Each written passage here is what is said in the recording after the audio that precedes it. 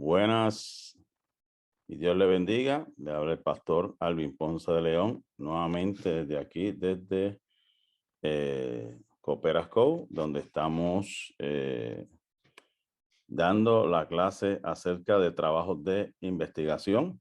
En el día de hoy vamos a repasar algunos conceptos básicos y vamos a dar unos ejemplos, como prometí, sobre los trabajos de investigación, que esperamos que usted haya tenido la más homilética, la contestación a sus preguntas con respecto al autor, al evangelio que usted ha seleccionado, el pasaje que usted ha seleccionado, el cómo sucedieron las cosas, el dónde, o sea, que se refiere al lugar, el porqué de la parábola, de lo que Jesús estuvo explicando.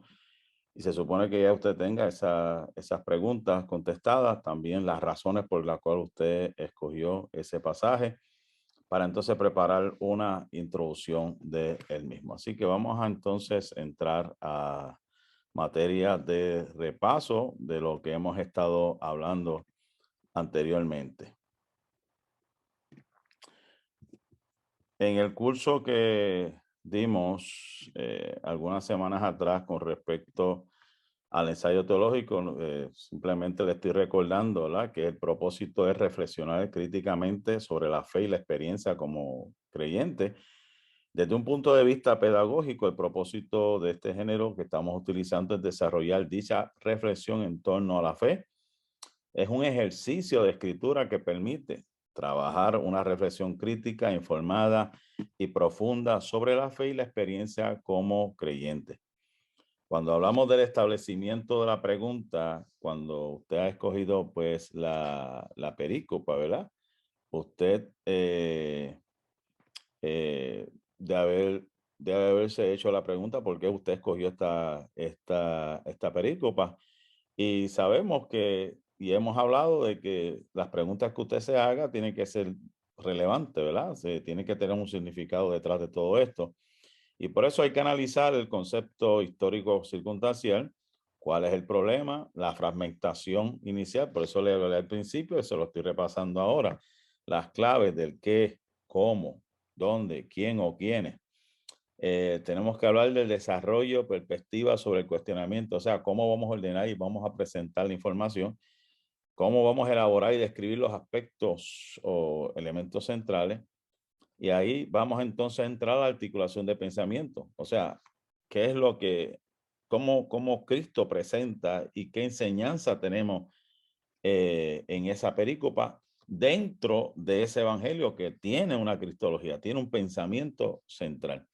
Y vamos entonces a la conclusión, a la pregunta. Y ahí pues entonces, de ahí partimos a una reflexión de cuál es el mensaje para este tiempo. Bien importante, cuál es el mensaje para este tiempo. También estuvimos repasando acerca de lo que es este ensayo teológico, ¿verdad? Esta reflexión crítica, esta formación a nivel de teología, ¿verdad? Que tenemos que ver el contexto de cómo sucedieron las cosas. Eso está en la clase anterior. Simplemente estoy repasando lo que hemos hablado, las diferentes críticas, ¿verdad? Las diferentes críticas que hemos hablado acerca de lo que es la historia de la forma o la crítica de la forma, que era el método donde usted sabe que antes toda la tradición era oral, toda la tradición era los dichos y hechos de Jesús. Ahora, dentro de la Biblia, pues se aplica a ambos testamentos, tanto el antiguo como el nuevo, y sabemos que es un esfuerzo para ir más allá de lo que está escrito, ¿verdad?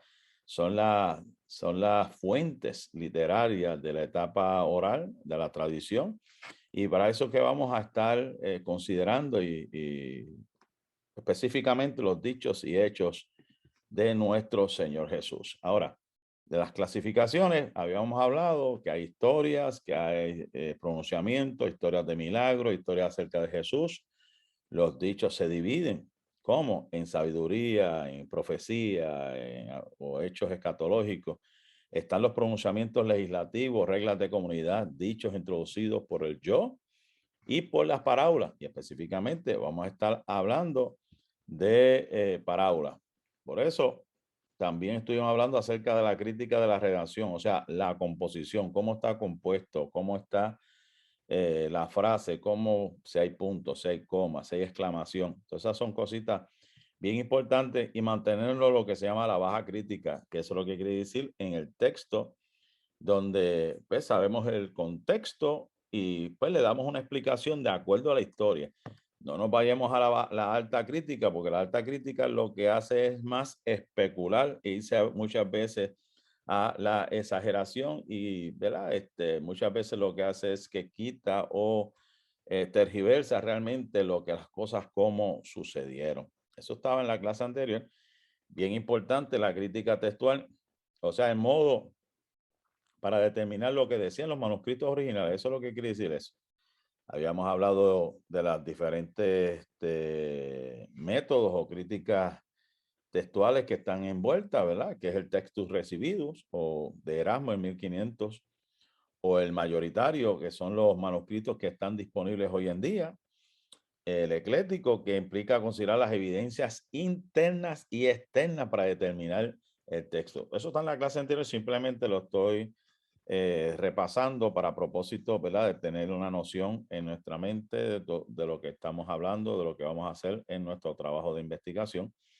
La crítica filológica lo que habla es acerca del vocabulario, el estilo, para asegurarse que ser traducido con mayor fidelidad posible. Por eso es bien importante la comparación, el contrastar con otras fuentes. La literaria, pues lógicamente ya escogimos el género que es las parábolas, pero tenemos que ver las evidencias internas, externas, la fecha, quién lo escribió y quién estaba envuelto con la audiencia en aquel momento dado de la historia.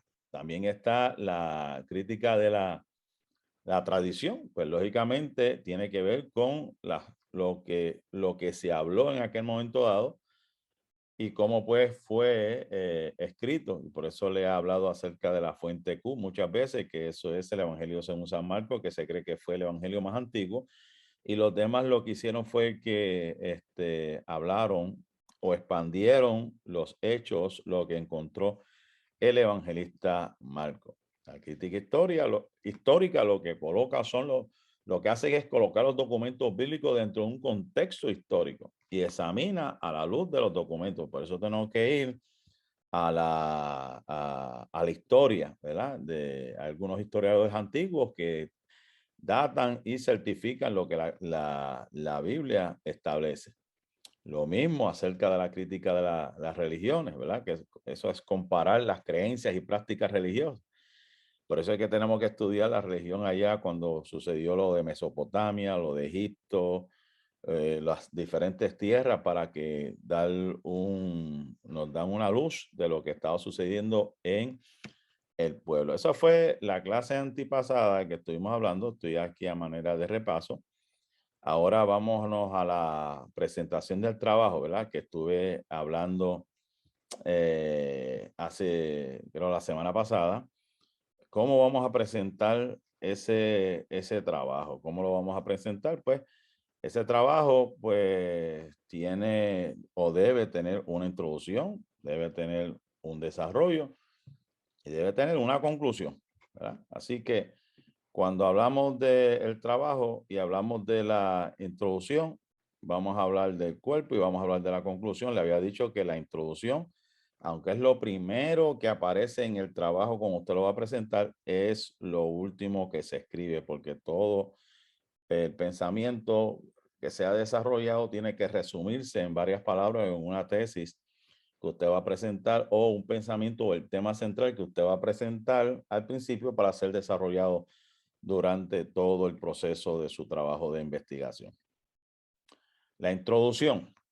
Introducción, habíamos hablado que ahí tenemos que enumerar dos razones por qué usted está escogiendo esa parábola. ¿Cuál es el contexto canónico? Pues lógicamente habíamos hablado que son las parábolas de Jesús. usted va pues a expresar ese evangelio que usted está utilizando. Si eso aparece en otros evangelios, también lo expresa.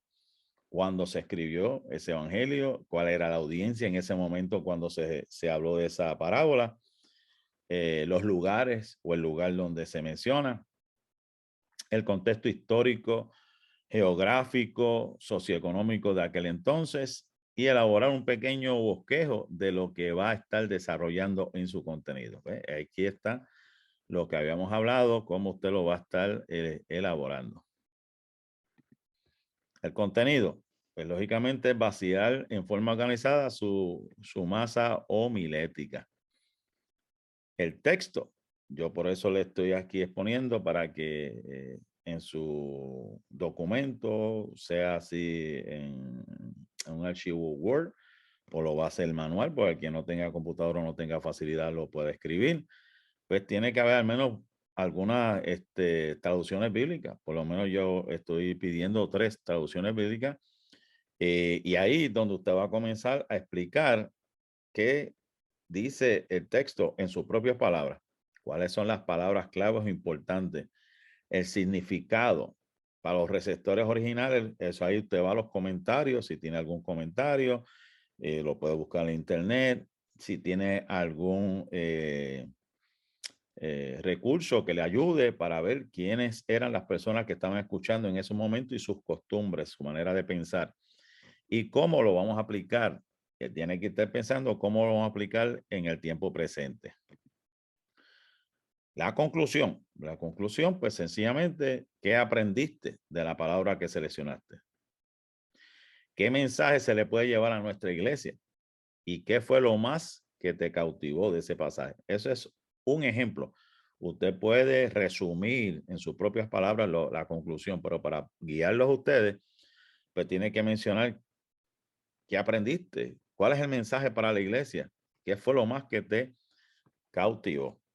Ahora, pues vamos a pasar un ejemplo que tengo por aquí, de uno de los documentos que hemos hablado. Este documento que le estoy presentando es un documento que llevo ya un tiempo trabajando, no lo he terminado solamente para que usted vea por dónde voy.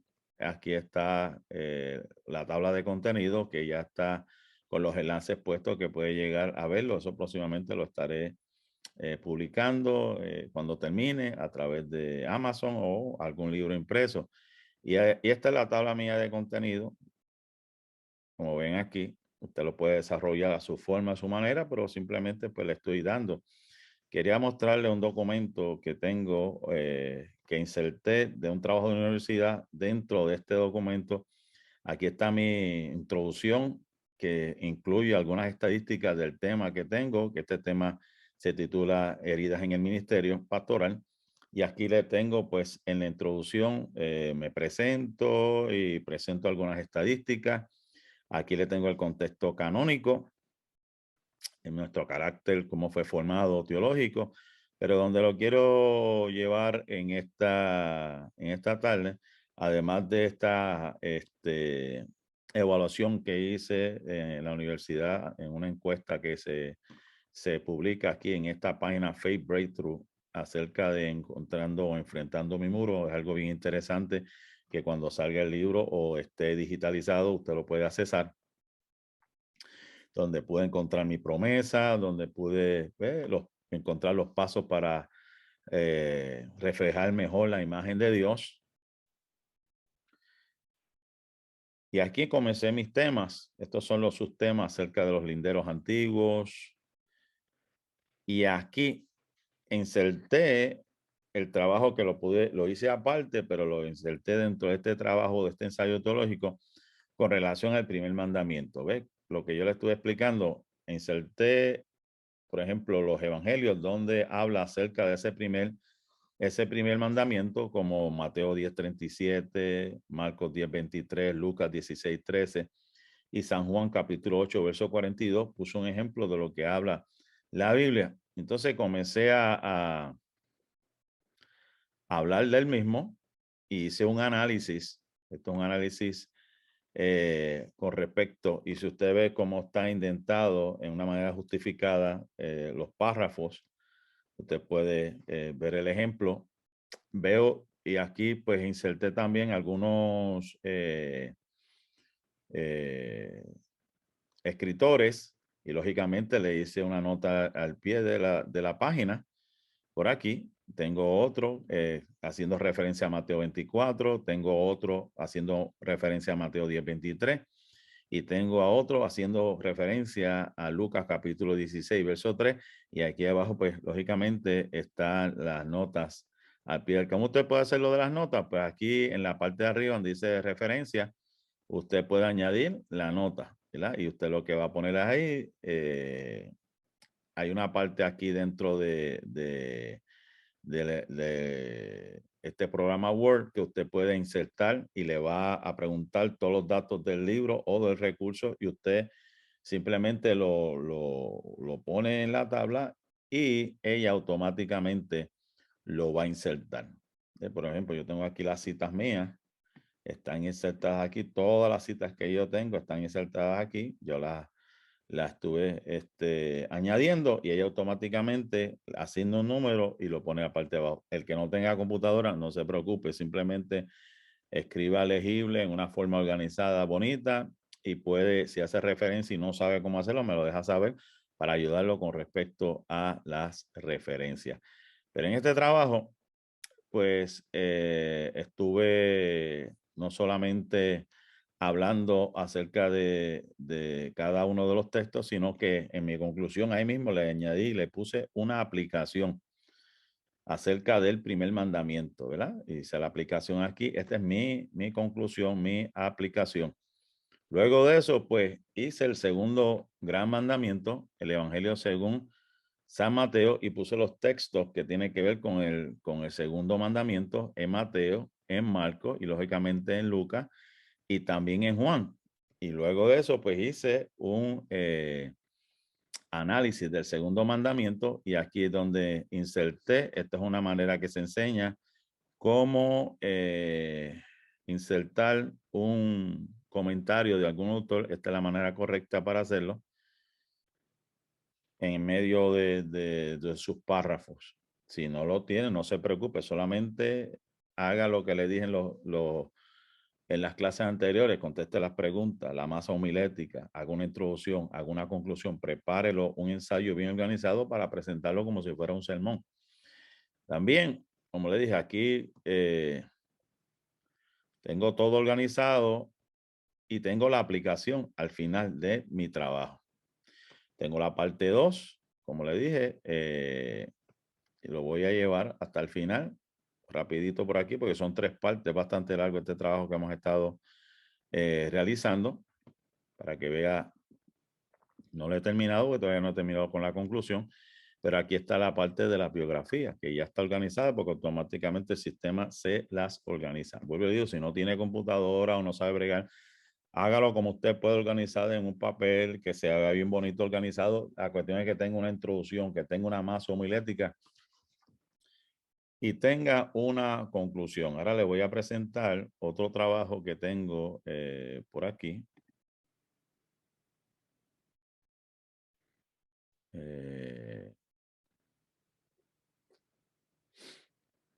ver cómo lo tengo por aquí.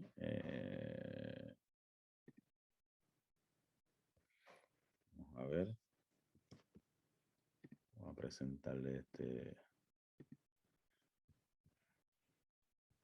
esta tesis que hicimos para entregarla en el curso de capellanía que estuvimos a algún lado. Para propósitos de la portada, si usted la quiere hacer en Word Document, acá arriba puede poner el nombre de la iglesia. Puede poner aquí en el medio el título de la parábola. Y aquí le pone que lo está presentando pues, a mi persona como cumplimiento parcial de los requisitos para este curso. Y esto no es un asociado, esto es simplemente un curso, no tiene que poner más nada. Y esta investigación es dada por el nombre suyo y la fecha que usted terminó, que hizo este trabajo. Esto es un ejemplo de cómo hacer una portada. Lógicamente, después de eso, pues tenemos, como dice en este trabajo, una tabla de contenido que tiene la introducción y hablo de problemas de la investigación, el propósito, el propósito de esta investigación, el enfoque de la investigación, la hipótesis de la investigación. Eso es un trabajo que hice aparte. Usted no tiene que hacerlo igual, simplemente le estoy dando un ejemplo. Y aquí, pues puse unas estadísticas con respecto a los reportes financieros de los capellanes de Estados Unidos. Puse la diferencia entre el pastor y misionero y los peldaños del discipulado con una conclusión, la tengo aquí al final.